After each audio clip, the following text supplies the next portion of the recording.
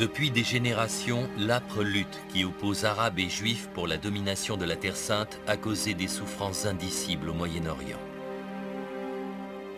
On affirme souvent que la crise a débuté avec l'émigration juive en Palestine et la création de l'État d'Israël. Pourtant, le conflit a pris racine bien avant, avec le double jeu des Britanniques durant la Première Guerre mondiale. C'est une histoire d'intrigues entre empires rivaux, de stratégies erronées, de promesses contradictoires faites aux Arabes et aux Juifs, ouvrant la succession de bains de sang qui a scellé le sort du Moyen-Orient.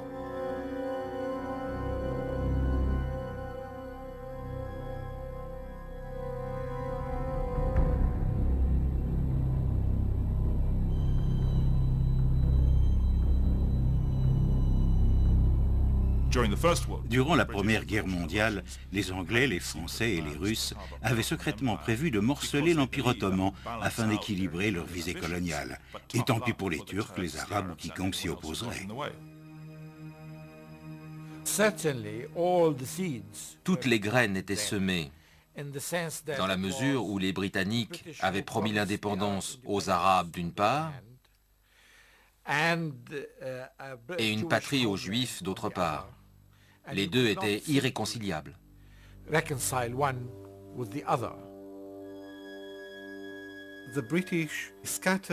Les Britanniques distribuaient les promesses à tous ceux qui pouvaient leur être utiles, sans penser aux conséquences. La duplicité et le double jeu des Anglais ont beaucoup fait pour installer le conflit en Palestine. Durant un conflit, on n'est pas avare d'offres généreuses pour les futurs accords de paix. Mais lorsqu'on arrive à la table de conférence, à la fin de la guerre, et qu'il faut honorer ses engagements, on doit décider où sont ses intérêts. Les Anglais voyaient le Moyen-Orient comme le rempart occidental de leur domination aux Indes et en Asie en général. La genèse de l'engagement de la Grande-Bretagne au Moyen-Orient et de la lutte qui s'ensuivit entre Juifs et Arabes découle de son passé colonial. Au début du XXe siècle, le roi Édouard VII règne sur un vaste empire dont les intérêts s'étendent dans le monde entier. Les Indes prenaient une importance croissante. Elles étaient le deuxième pilier de la puissance britannique dans le monde. La mobilité de l'armée des Indes garantissait les intérêts et l'influence des Anglais sur le globe. Et bien sûr, le canal de Suez permettait des déplacements rapides. Ils devaient absolument consolider leur position géopolitique en le sécurisant.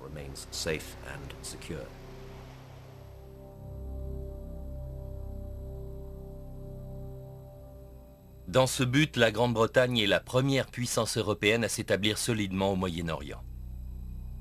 Dans les principautés du Golfe Persique, à Aden et en Égypte.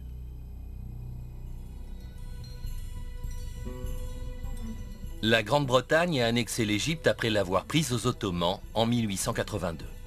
En 1914, lorsqu'elle en fait un protectorat, le Caire est devenu le centre de sa puissance au Moyen-Orient. La présence de troupes coloniales dans la région est d'une importance stratégique vitale pour l'Angleterre.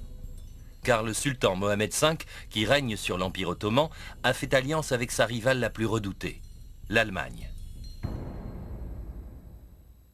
Avec l'Empire austro-hongrois, ces pays forment les empires centraux. Trois alliés se dressent devant eux. La Grande-Bretagne, la France et la Russie.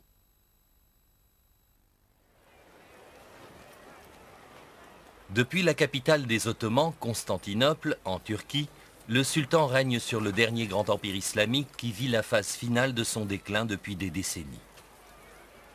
Le déclenchement de la Première Guerre mondiale en août 1914 lui donne le coup de grâce.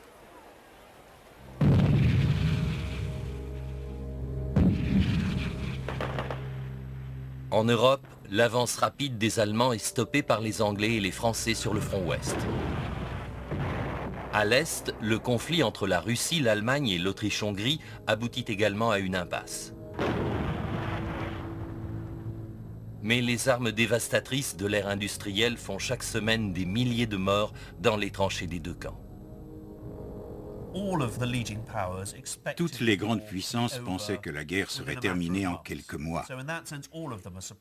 Par conséquent, toutes sont surprises fin 1914 lorsque le conflit non seulement se poursuit, mais montre tous les signes de devoir s'éterniser. À ce moment-là, on commence à réfléchir à de nouveaux moyens de vaincre.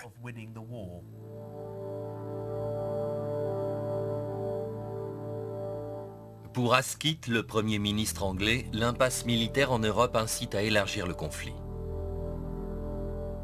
Avec le ministre des Affaires étrangères, Lord Grey, celui de la guerre, Lord Kitchener, et le premier lord de l'amirauté, Winston Churchill, il met au point une stratégie complexe pour ébranler les empires centraux.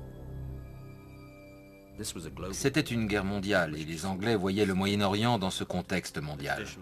Ils avaient toujours été partisans de l'utilisation de moyens détournés, comme on disait péjorativement, la stratégie indirecte, l'attaque de ce que Churchill appelait le point faible de l'ennemi. Et pour eux, le point faible, c'était la Turquie. Le plan britannique comprend deux volets, une diversion militaire et une utilisation dévoyée de la diplomatie, incluant corruption, subversion et double jeu. Tous ces moyens sont concentrés sur le maillon faible de l'ennemi, l'Empire des Ottomans. La diplomatie a toujours eu une dimension secrète. Reste à savoir où finit la discrétion et où commence la conspiration. Avant et pendant la Première Guerre mondiale, il y a eu des négociations très intenses entre les grandes puissances coloniales, françaises, russes, anglaises, impliquant aussi les Italiens, sur ce qu'elles feraient à la fin de la guerre quand l'Empire ottoman éclaterait.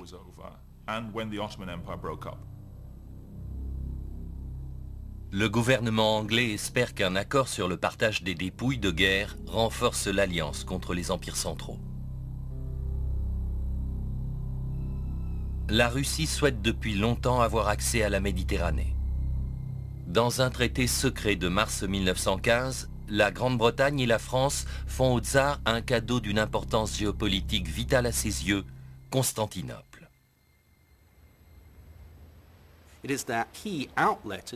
C'est pour les Russes une ouverture essentielle sur le monde et sur la Méditerranée. Et bien sûr, Français et Anglais s'opposaient depuis toujours. C'est donc une volte-face complète. Français, Anglais et Russes s'accordant sur ce point. C'était presque inconcevable. Le roi d'Italie, Victor Emmanuel, est également visé par la corruption. La Grande-Bretagne, la France et la Russie tentent d'inciter l'Italie, État pro-allemand, à se joindre aux Alliés. En avril 1915, un traité secret lui offre une part substantielle du domaine ottoman en Anatolie. C'est une autre puissance qui entre dans l'équation et à qui l'on offre d'étendre son territoire, ce qui, dans des circonstances normales, aurait été impensable.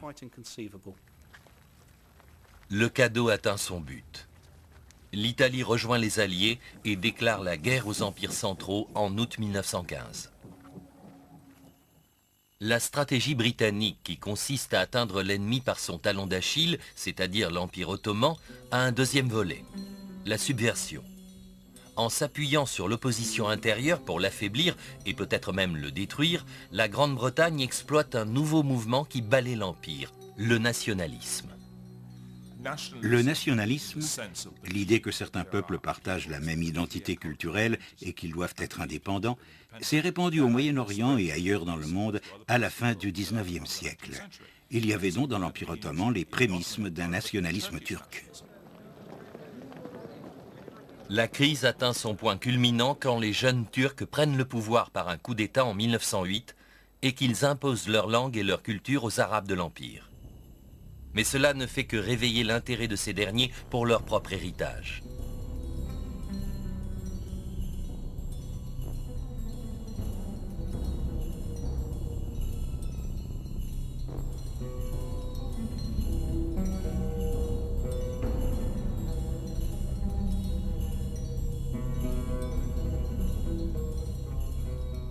Mille ans auparavant, les Arabes ont apporté leur technologie et leur littérature à l'Ouest, et leur religion, l'islam, s'est répandue dans presque toute l'Asie, l'Afrique du Nord et le sud-ouest de l'Europe. L'idée de retrouver cette grandeur historique hante la conscience des intellectuels. Au début de la Première Guerre mondiale, l'antagonisme entre Arabes et Turcs s'est intensifié.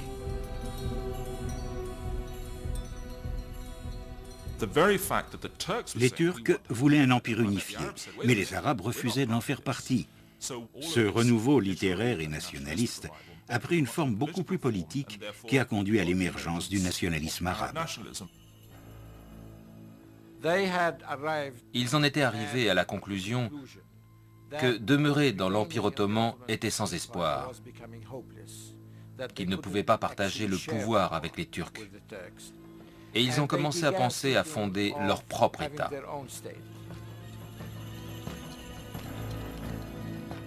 Été 1915. Les services de renseignement anglais confirment que le mouvement nationaliste arabe représente la brèche que le gouvernement attendait. La Grande-Bretagne et son allié française envoient des officiers pour sonder les chefs de tribus. Les Français et les Anglais ont entrepris de séduire différents chefs arabes. Ils leur disaient « Rangez-vous à nos côtés et nous vous donnerons l'indépendance. Quittez les Ottomans ». Et plusieurs ont été tentés. S'ils pensaient vraiment y gagner leur indépendance, pourquoi ne pas prendre le parti des Européens contre les Ottomans ? L'idée est d'inciter les Arabes à la révolte contre leur suzerain et de créer une diversion, ce qui bloquerait les empires centraux au Moyen-Orient.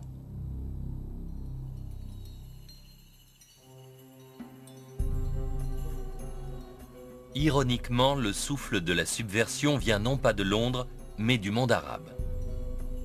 Du Hedjaz, plus précisément, en Arabie occidentale, dont le souverain, le shérif Hussein, est déterminé à étendre son domaine politique et géographique. Il pense pouvoir y parvenir avec l'aide des Anglais. De leur côté, ces derniers sont impressionnés par le prestige de la famille du shérif Hussein, gardienne des lieux saints de l'islam.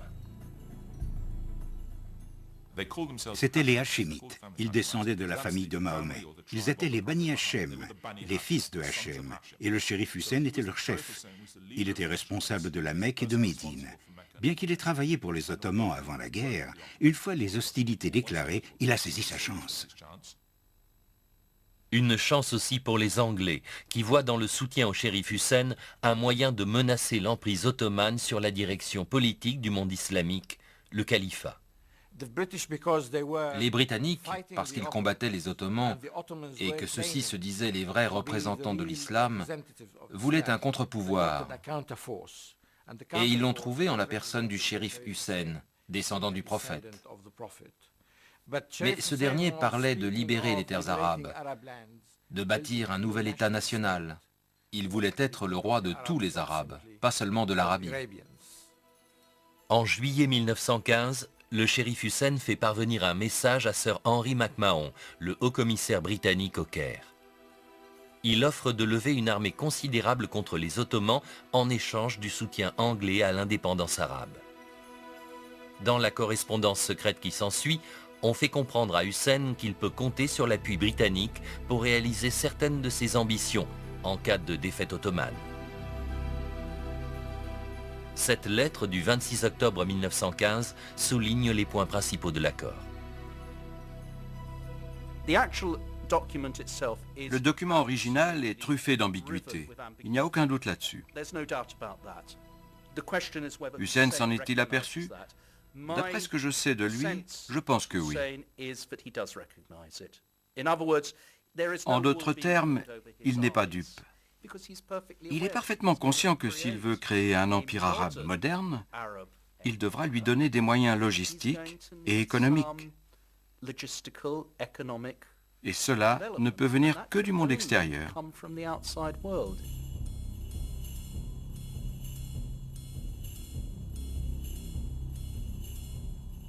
Prenant les assurances britanniques pour argent comptant, Hussein et ses fils, Faisal et Abdullah, rassemblent une force importante. La nouvelle armée est commandée par le jeune et charismatique Faisal, qui a captivé l'imagination des masses arabes dans sa croisade pour l'indépendance.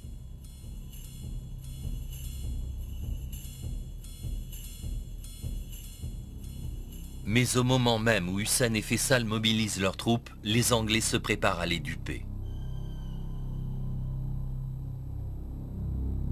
À Londres, au printemps 1916, l'Angleterre négocie avec la France la future carte du Moyen-Orient. Derrière des portes closes, Sir Mark Sykes, du ministère des Affaires étrangères britannique, rencontre son homologue français, François-Georges Picot. En cas de victoire, les Anglais savent qu'il est indispensable d'offrir à la France une part des dépouilles de l'Empire ottoman. Du côté anglais, on était conscient que les Français avaient fait de tels sacrifices qu'on ne pouvait ignorer leurs ambitions. Ils étaient déterminés à obtenir leur part historique du Levant. Campés devant la carte du Proche-Orient, Sykes et Picot délimitent eux-mêmes les régions qu'ils souhaitent voir sous leur contrôle. Leur marché secret est un véritable dépeçage de la région. Dans la zone A pour les Français et B pour les Anglais, les puissances coloniales comptent exercer le pouvoir indirectement. Elles nommeront des conseillers et prendront en charge les finances dans leurs sphères d'influence respectives. Ensuite, il y a la région colorée en bleu, qui doit être administrée directement par la France. Elle comprend ce qu'on appelle à l'époque la Grande Syrie, où les Français ont une longue histoire d'intérêts commerciaux et religieux. Quant à la partie en rose, connue comme l'Irak, avec ses ports stratégiques, ses chemins de fer et son pétrole, elle sera sous l'autorité britannique. La zone en jaune représente la Palestine. On compte en faire une zone internationale à l'exclusion de Haïfa.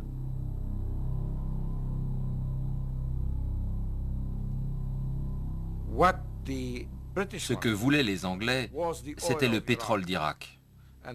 Ils s'étaient fixés pour objectif d'avoir l'Irak et d'avoir un débouché sur la Méditerranée pour pouvoir transporter ce pétrole.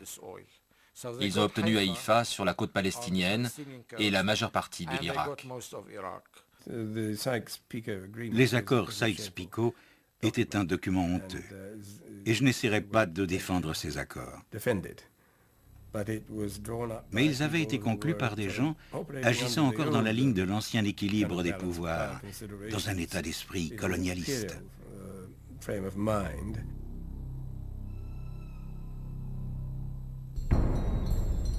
Ignorant ce qui se trame derrière leur dos, Hussein et Faisal proclament l'indépendance et en juin 1916, ils attaquent les troupes turques. C'est le début de la révolte arabe contre les Ottomans.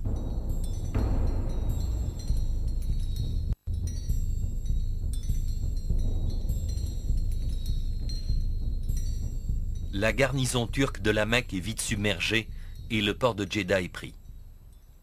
En 1917, les forces de Hussein et de Faisal poussent au nord et affrontent les Ottomans le long de la voie ferrée du Hedjaz. Les Anglais considèrent que la révolte arabe fait partie de leur stratégie de diversion militaire contre les empires centraux. Au sud-ouest, les Britanniques, par un mouvement de tenaille, sont entrés en campagne pour s'assurer le contrôle du canal de Suez et du Levant. Au sud-est, ils se battent pour s'emparer des puits de pétrole irakiens.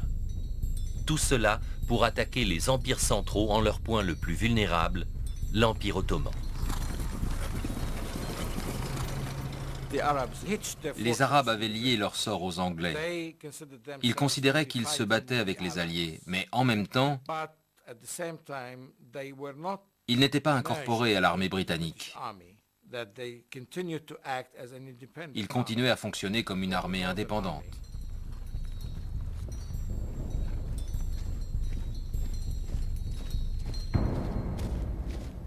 Tandis que l'armée arabe avance vers le nord, le général anglais Allenby traverse le canal de Suez et au printemps 1917, ses troupes atteignent les limites de la Palestine.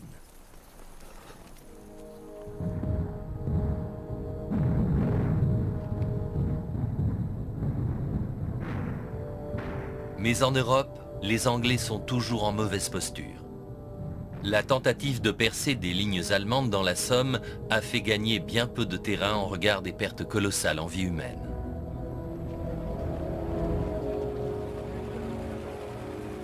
Londres a connu de grands changements politiques. Le nouveau Premier ministre, Lloyd George, pense que l'effort de guerre de l'Entente a besoin d'un nouvel élan.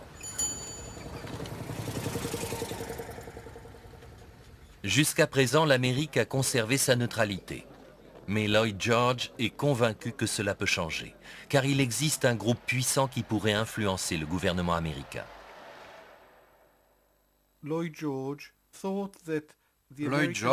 pensait que la décision américaine de s'engager ou non dépendait essentiellement de l'opinion publique et que le soutien des Juifs pourrait faire pencher la balance d'un côté ou de l'autre. Rappelez-vous que le ministère des Affaires étrangères anglais surestime largement le pouvoir de la communauté juive internationale, en particulier celui des riches élites de la finance et du commerce. Ce qu'il y a d'extraordinaire dans cette situation, c'est que les Britanniques en particulier voient le monde juif comme une entité collective monolithique. Dans cette optique, ils commencent à considérer le rôle des Juifs pendant la guerre comme un élément potentiellement important. Et du point de vue des Alliés, autre fait remarquable, cette entité monolithique est pro-allemande. De nombreux Juifs de la haute société allemande ont en effet des relations privilégiées avec le ministère des Affaires étrangères du Kaiser. Un nouveau mouvement nationaliste juif, le sionisme, a établi son quartier général à Berlin. Le sionisme est né dans les années 1880, avec la publication par Theodor Herzl d'un livre prônant la création d'un État juif. L'ouvrage fait sensation chez les intellectuels d'Allemagne, d'Autriche et de Russie, qui partagent son indignation devant l'intensification du sentiment anti-juif.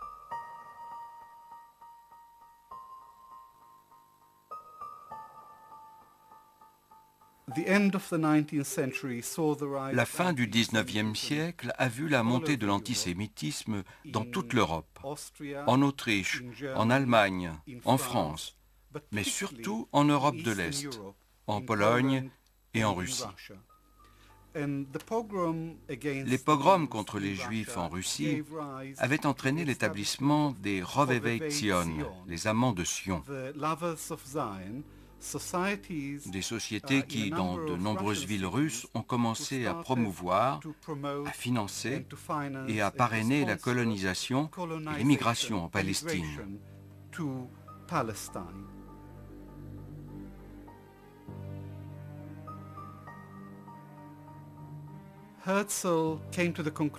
Herzl était arrivé à la conclusion que les Juifs n'étaient en sécurité nulle part en Europe et que la seule solution était qu'ils aient leur propre État, sur lequel ils pourraient exercer leur souveraineté et où ils ne seraient pas une minorité.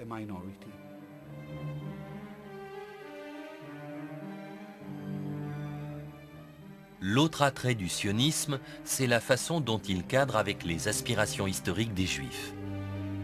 Éparpillés à travers le monde depuis la destruction du temple de Jérusalem au 1er siècle de notre ère, de nombreux Juifs chérissent l'idée de retourner un jour vers la terre promise des Écritures.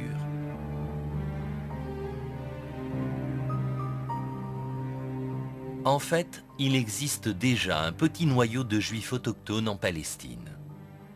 Mais même avec l'installation de colonies pendant toute la fin du XIXe siècle, la communauté juive tout entière représente à peine 8% de la population en 1914.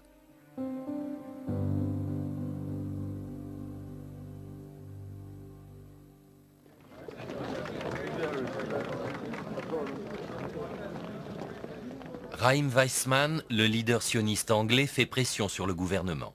Il veut une assurance qu'en cas de défaite de la Sublime Porte, celui-ci soutiendra l'émigration juive en Palestine.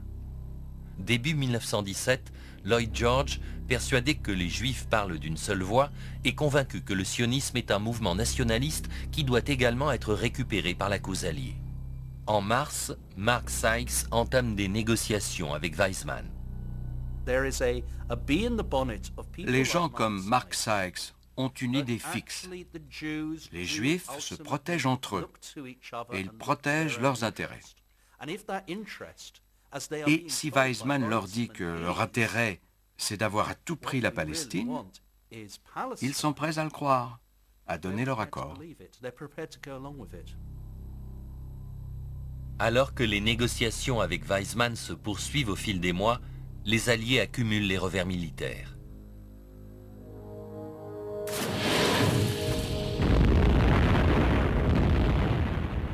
La campagne sous-marine allemande porte de rudes coups à la flotte marchande britannique. Et malgré l'entrée en guerre des États-Unis aux côtés des Alliés, le président Woodrow Wilson n'est pas disposé à envoyer des troupes nombreuses.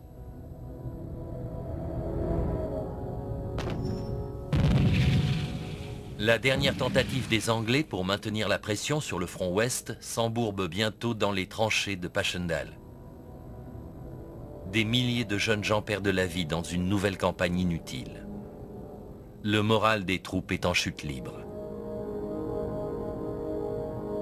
Mais la menace la plus grave pour la machine de guerre alliée vient de l'Est.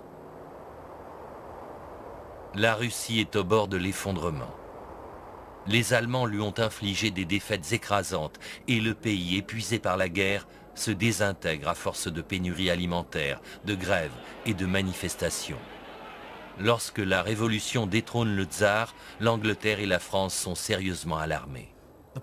Le fait est qu'avec la chute de la Russie tsariste et de son effort de guerre, les Allemands ont virtuellement gagné la Première Guerre mondiale, à moins que les Américains n'interviennent. Il est impossible que les Anglais et les Français vainquent les Allemands par leurs propres moyens.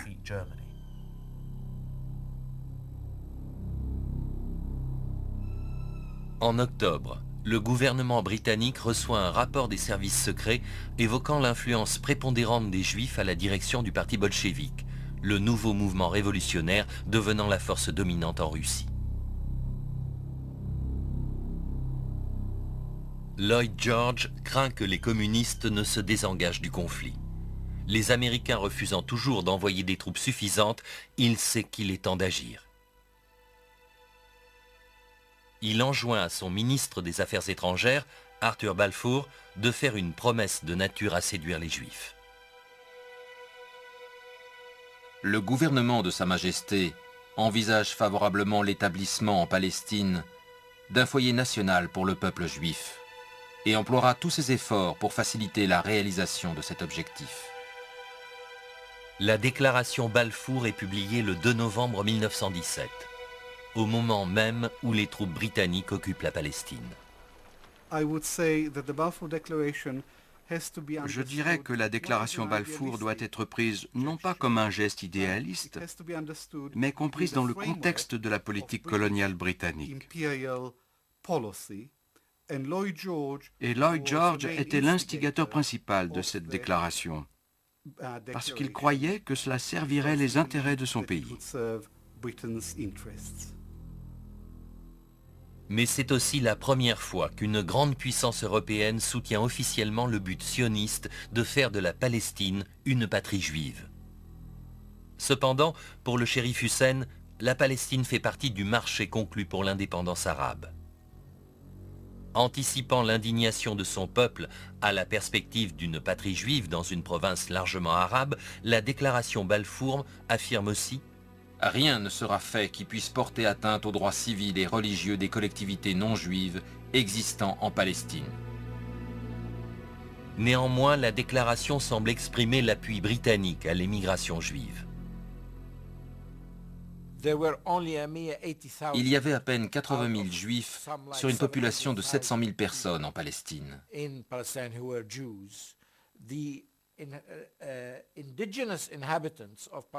Ils appelaient les Palestiniens autochtones des habitants non juifs. Et la Palestine était identifiée déjà à ce stade comme terre juive, alors que les autres n'avaient pas d'identité définie. C'était juste des non-juifs.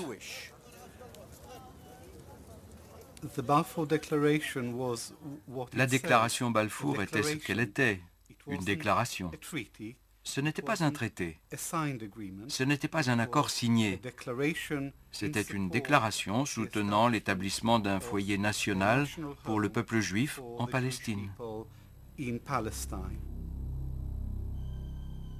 En fait, le seul traité que l'Angleterre ait signé sur la Palestine, ce sont les accords secrets Sykes-Picot avec la France.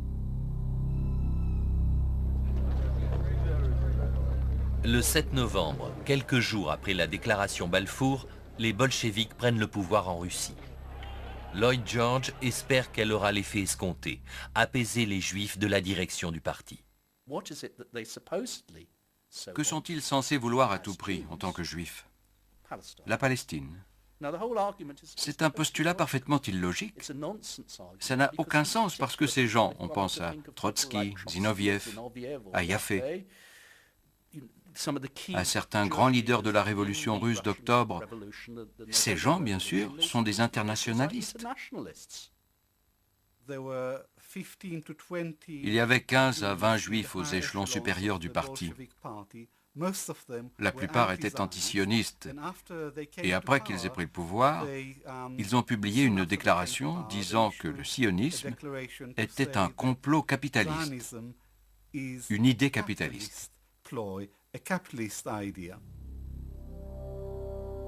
Le rapport peu fiable des services secrets sur lequel Lloyd George base sa stratégie va avoir des répercussions majeures pour la Grande-Bretagne. En quelques semaines, les nouveaux chefs de la Russie font exactement le contraire de ce qu'il attend. Ils se désengagent du conflit, ouvrent les archives du ministère des Affaires étrangères tsariste et rendent publics les traités secrets. Ces traités que les Anglais ont manigancés avec leurs alliés pour dépecer l'Empire ottoman et dont les Russes étaient partie prenante. Bien entendu, c'était très embarrassant pour les alliés occidentaux. Ils avaient conclu toutes sortes de marchés en coulisses, dans lesquels ils s'étaient distribués de grandes parties du monde, tout en criant sur les toits qu'ils faisaient la guerre pour défendre la démocratie, et aussi bien sûr en affirmant, entre autres aux Arabes, qu'ils soutenaient le droit à l'autodétermination pour les peuples de l'Empire ottoman. La publication des traités secrets par les bolcheviks a créé une énorme suspicion dans le monde arabe. Le shérif Hussein et les autres ont dit « Qu'est-ce qui se passe? Pourquoi ne nous donnez-vous pas l'indépendance et pourquoi sommes-nous divisés en zone A et zone B ?» Les Arabes ont compris alors que non seulement les Anglais avaient leurs propres intérêts, les ports de Palestine et d'Irak, mais qu'ils avaient aussi promis bien des choses aux Français.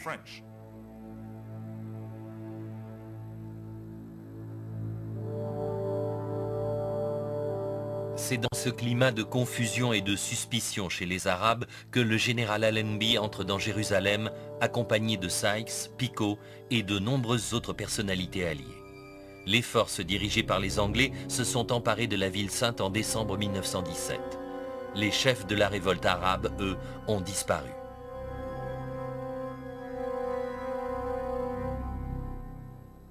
Craignant que Hussein et Faisal ne perdent courage, le gouvernement leur envoie un message réaffirmant l'engagement britannique en faveur de l'indépendance arabe. Il sera donné au peuple arabe toutes les opportunités de former à nouveau une nation. Ceci ne peut être réalisé que par l'unification des Arabes. La Grande-Bretagne et ses alliés poursuivront une politique ayant cette unité pour objectif. Hussein reste loyal envers les Alliés parce qu'il veut croire aux promesses anglaises d'indépendance. Mais il parle de régler ses comptes après la guerre.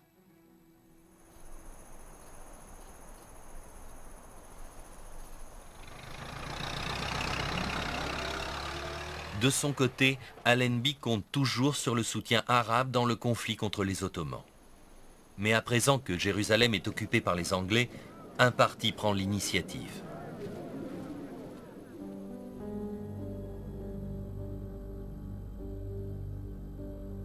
En avril 1918, Chaim Weizmann et la Commission internationale sioniste viennent en Palestine poser les fondations d'une université hébraïque.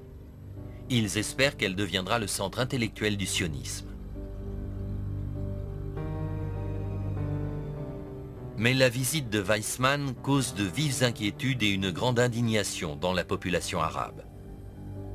Et quand il rencontre le général Allenby avec le grand rabbin de Jérusalem, il semble bien que l'Angleterre se prépare à honorer la déclaration Balfour.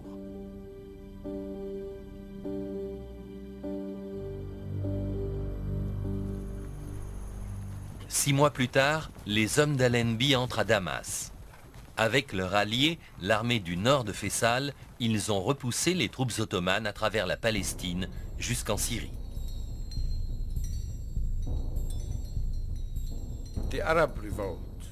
La révolte arabe a contribué à la victoire alliée de nombreuses manières.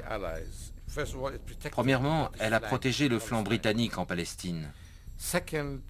Deuxièmement, elle a occupé un grand nombre de soldats turcs et allemands.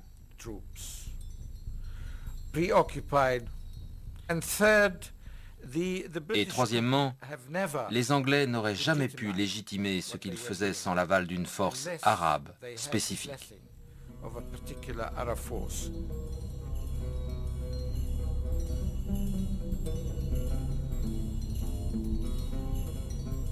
Le 3 octobre, les habitants de Damas se pressent au défilé de victoire de Faisal. S'il doit prendre le pouvoir, il sait que sa présence est indispensable. Il doit être vu par le peuple comme son libérateur.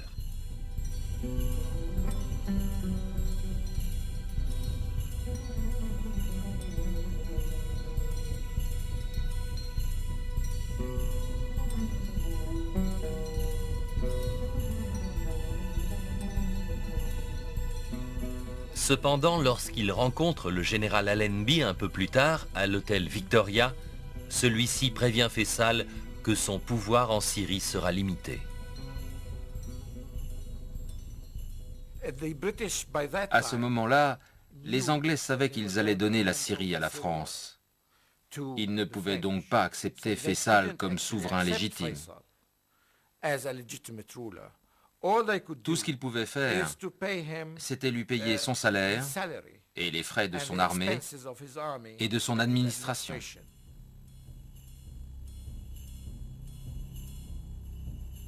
Nullement intimidé par les avertissements d'Allenby, Faisal prend le titre de gouverneur de Damas. Avec le soutien de son père, le shérif Hussein, il entreprend la création d'un réseau d'influence dans le but d'établir un État arabe indépendant. Le 31 octobre, la sublime porte capitule. Et à 11 h, le 11 novembre 1918, les canons se taisent en Europe. C'est la fin de la guerre contre les empires centraux.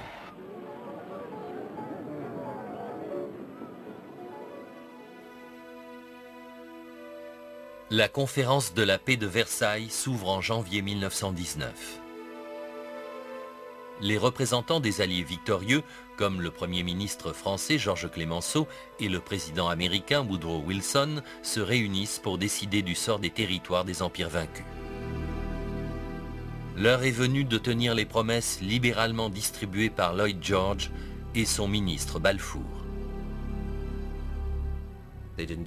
Ils avaient donné des assurances aux Arabes, mais ils en avaient donné aussi aux Juifs, aux Français et aux Russes, à tout le monde. Ces gens avaient une vision impérialiste du monde. Le Moyen-Orient ne leur suffisait pas. Ils voulaient aussi démembrer la Russie. C'était la dernière bonne occasion pour les puissances coloniales de se tailler la part du lion, surtout qu'il n'y avait personne pour les arrêter. Mais l'Angleterre et sa vieille alliée, la France, se heurtent au président Wilson et à sa vision d'un nouvel ordre mondial encourageant l'autodétermination nationale. À partir du moment où l'indépendance avait semblé possible, ce principe de l'autodétermination défendu par les Américains allait être étendu à tous les peuples libérés des anciens empires, ceux des Habsbourg et des Ottomans. Ce que voulaient les Palestiniens, c'était un État indépendant. Faisal vient de Damas plaider la cause arabe. Mais l'avenir de la Palestine et du Moyen-Orient fait partie des promesses faites par l'Angleterre à la France dans le découpage Sykes-Picot.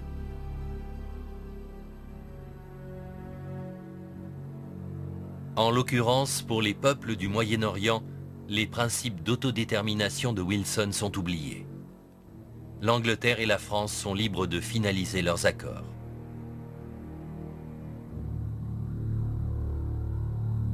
Mais que deviennent les promesses des Anglais aux Juifs à propos de la Palestine?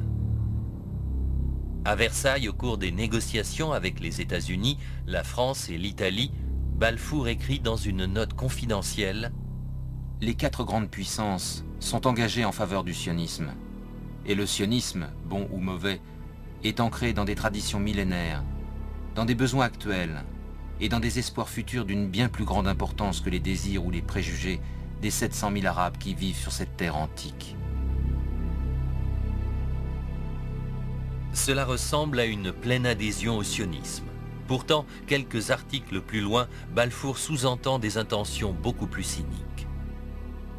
En ce qui concerne la Palestine, les puissances n'ont fait aucune déclaration de politique, du moins par écrit, qu'elles n'aient toujours eu l'intention de violer.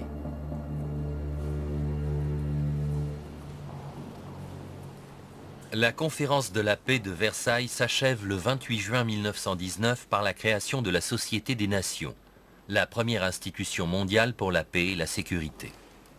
Le traité précise que les territoires arabes et autres, cédés par l'Empire ottoman défait, seront administrés par mandat, ce qui signifie que la Grande-Bretagne et la France ont tout pouvoir d'imposer leur autorité sur ces pays.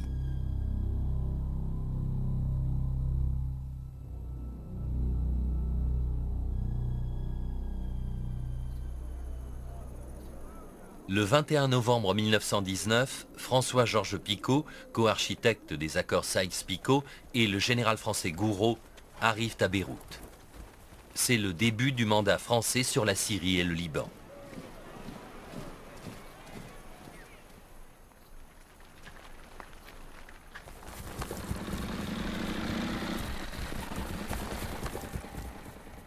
Les forces britanniques qui occupaient la région depuis qu'elles en avaient chassé les Turcs durant les derniers mois de la guerre transmettent le pouvoir aux Français, honorant ainsi leurs engagements.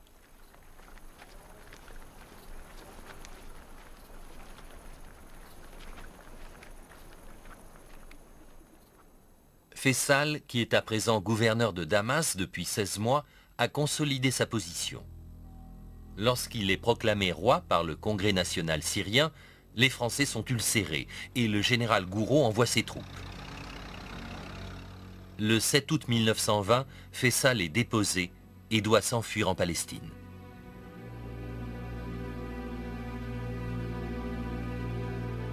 Pour les Européens, la promesse d'un État unique et indépendant faite au shérif Hussein et à son fils n'est plus qu'un vague souvenir.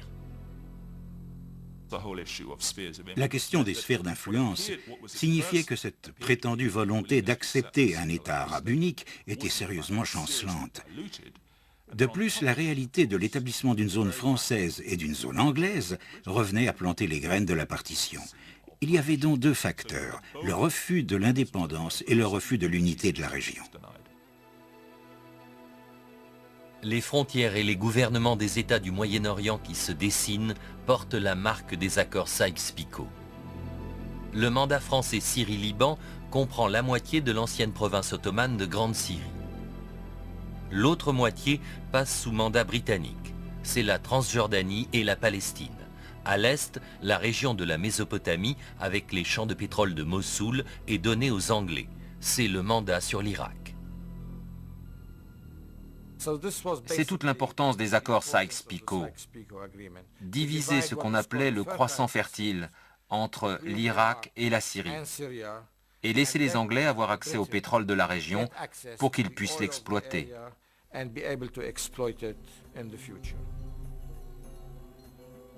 Le peuple irakien rejette l'autorité britannique jusqu'à ce que Faysal soit fait roi en juillet 1921. L'Angleterre espère que les pouvoirs limités qui lui sont dévolus satisferont les exigences d'indépendance frustrées des Arabes. Mais le shérif Hussein attend plus des Britanniques. Il n'avait jamais abandonné l'idée que les Anglais lui avaient promis l'indépendance, pas seulement en Arabie, mais aussi en Syrie et en Irak. Et il voulait qu'ils tiennent leurs promesses. Le shérif Hussein ne réalisera que partiellement son rêve d'un royaume arabe gouverné par les Hachémites. Car si son autre fils Abdullah devient roi de Transjordanie, leur vieux rival, Ibn Saoud, chasse les Hachémites du Hedjaz en conquérant toute la péninsule arabe.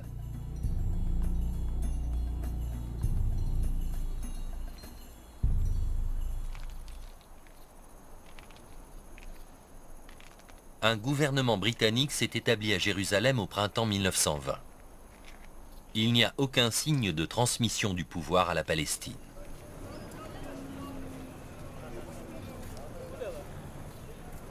La Palestine est une terre sacrée pour 3 religions.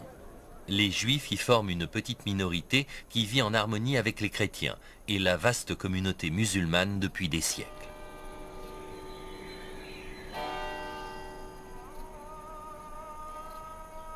Mais la déclaration Balfour promettant un foyer en Palestine au peuple juif a été incorporée au mandat britannique à Versailles. Le pays est donc ouvert à une nouvelle immigration juive venue d'Europe.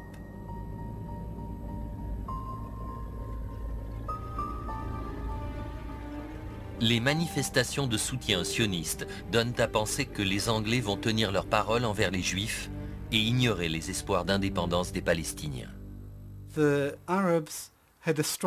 Les Arabes avaient de solides arguments, mais de très mauvais avocats. Les sionistes avaient des arguments, pas aussi bons que ceux des Arabes, mais leurs avocats étaient brillants.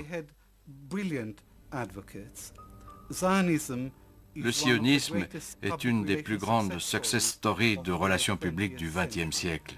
Et Chaim Weizmann illustre à la perfection les talents bien connus des Juifs pour la plaidoirie et la persuasion. Des talents évidents lorsque Weizmann et d'autres groupes sionistes contribuent au financement de l'achat de terres et de la construction de villages pour les immigrants. En même temps, des organisations politiques et des services de sécurité sont créés pour soutenir la patrie juive naissante.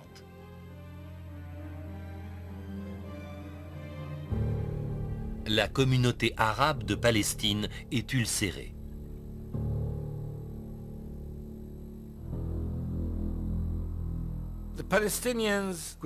Les Palestiniens ne pouvaient concevoir que leur pays soit divisé ou donné à un autre peuple qui n'avait rien à voir au Moyen-Orient et qui était presque totalement européen à l'époque. Il leur semblait absurde que 600 ou 700 000 personnes soient obligées d'abandonner leurs terres, leurs maisons, leurs villages, leurs villes, pour les donner à une minorité qui était éparpillée dans toute la Palestine. Après tout, la Palestine doit son nom à son peuple, les Palestiniens.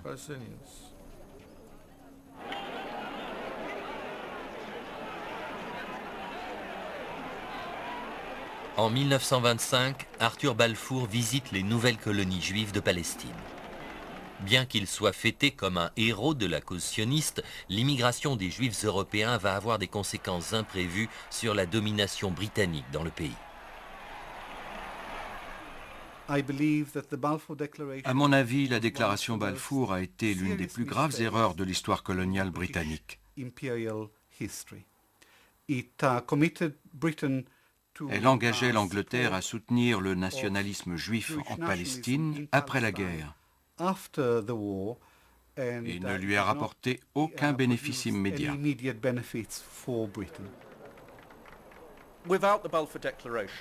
Sans la déclaration Balfour, il n'y aurait pas eu de véritable développement du foyer national juif et sa conséquence, c'est-à-dire la déclaration de l'État d'Israël en 1948, n'aurait pas eu lieu. Le parapluie anglais devait être déployé pour soutenir le foyer national juif naissant, essentiellement au niveau militaire. Le fait qu'il y ait eu des soldats anglais, des policiers anglais pour protéger les communautés juives est un élément crucial. C'était la seule façon de le faire.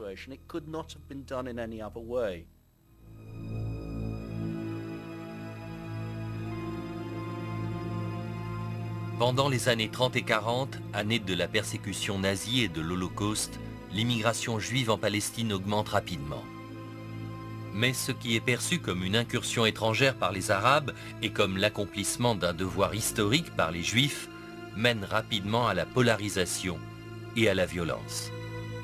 En réponse aux attentats terroristes des Arabes, les Anglais limitent l'immigration, une politique qui ne fait qu'exacerber le terrorisme juif.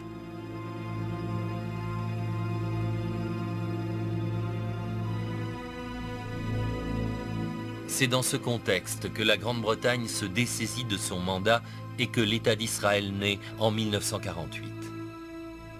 Lorsque le premier d'une longue série de conflits éclate entre le nouvel État et ses voisins, des milliers de Palestiniens arabes fuient leur pays. Les stratégies employées par l'Angleterre pour gagner la Première Guerre mondiale ont ouvert un abîme entre Arabes et Juifs. La conséquence la plus grave de la politique anglaise durant la guerre a été d'encourager à la fois le nationalisme arabe et le nationalisme juif. Après la Première Guerre mondiale, la Grande-Bretagne s'est retrouvée avec un héritage de double jeu et de trahison qui allait la hanter pendant longtemps. Il est évident que cela a joué un rôle dans la division du monde arabe en plusieurs États, dans la création de l'État d'Israël et dans la frustration des attentes des Arabes. Ce serait une erreur de prendre les accords Sykes-Picot comme excuse pour les problèmes actuels du Moyen-Orient. Mais oui, ce que nous voyons aujourd'hui résulte des doubles jeux de la Première Guerre mondiale et des espoirs frustrés de cette période.